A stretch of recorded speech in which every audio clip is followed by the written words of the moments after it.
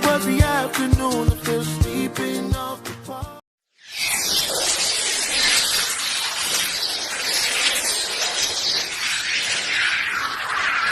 Magandang hapon po sa ating lahat. Narito po tayo ngayon sa Barangay Panaga, Lawang, Pangasinan upang ihatid ang sorpresa kay Tatay Rinaldo C. Quezon. At ang nagpapasorpresa walang iba kundi ang kanyang anak na si Miss Darren Canles Quezon. Ang mapalad na nanalo ng ating parapol noong nakaraang buwan na kung saan nasunod po niya ang rules and mechanics ng ating game.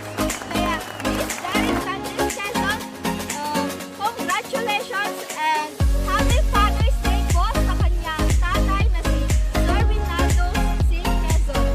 Ngayon, ihahatid po natin ang napanalunan ni Miss Darren Canles at halina't saksihan natin ang magiging reaksyon ng kanyang ama.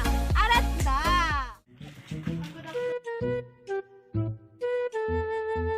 Good afternoon po.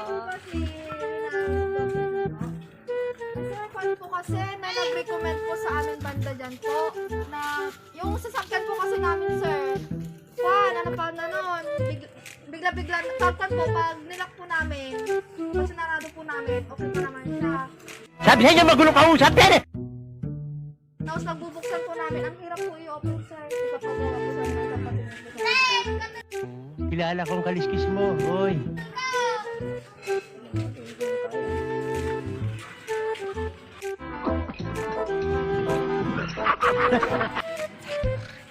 It's prank.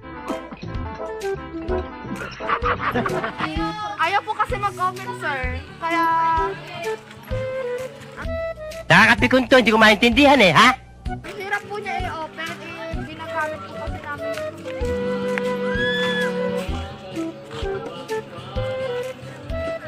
Kahit ano po yun. Ngiti nga aso yun sa'yo, ha? Ngiti.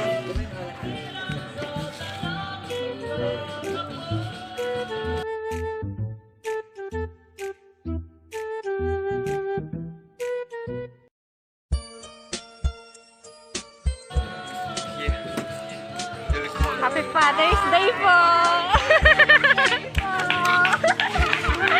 Naghintay ka ba? Wala na. It's a prank.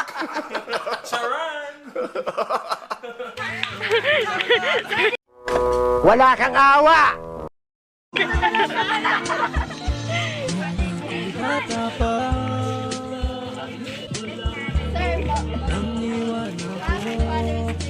Sir, picture kayo, sir. Matay lumuluha na. Di kaya ni nanay ang iwan niya. Sa akin ay may bumulong. Sabi ni Idea po ba kayo kung sino pong nagpa-upload ng pa-surprise events? May idea po ba kayo, sir, kung sino pong nagpa-surprise? Oo po naman yan, sir. Gusto ko pong tawagin si ate po para magbigay ng date message po sa Father's Day. So, yun. Happy Father's Day pa. No words can express how much. mahal kita o aking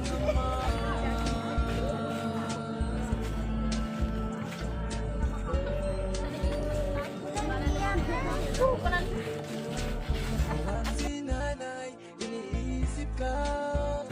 So, ayun pa. Palakas na lang po. Ulitan natin dati.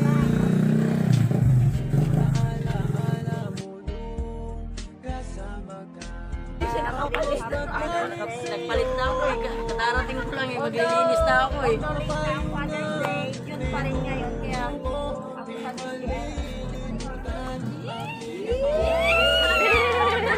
Kung may pagkakataon na So, ayun po, kahit late na po yung pag-surprise po nila sa inyo ng Father's Day, may gift pa po sila sa inyo na mahal na mahal. Mahal any wishes po sa inyo para po sa inyong pamilya ngayong Father's Day. Para sa akin, sa lahat ng Pilipinas para Ayun. Happy Father's Day po. Ngayon po, i-reveal ko na po talaga kung sino po nagbigay po ng pasorpresa nito. Wala pong iba kundi si Ate Dyrene Candice Quezon. Siya po yung nagpa-sorpresa po para po sa inyo. Yun nga po, late man po ang Father's Day. Gusto lang po namin sabihin sa inyo na tunay po kayong bayani, tatay, para po sa inyong pamilya at sa mga kamag-anak nyo po. Kayo po ang pundasyon ng tahanan upang mataguyod po ito ng maayos. Lamang po. On behalf of Surprise mo Deliver ko, gusto lang po namin sabihin ulit po sa inyo ang Happy Father's Day. Sa lahat po ng gusto magpa-surprise, kahit nasan man po kayo dito sa sulok ng Pangasinan or pwede rin po outside of Pangasinan, i-message nyo lang po kami, Surprise mo Deliver ko. Please don't forget to like, share, comment, and subscribe.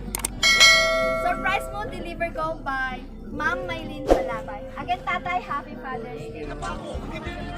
Happy Father's Day, Surprise!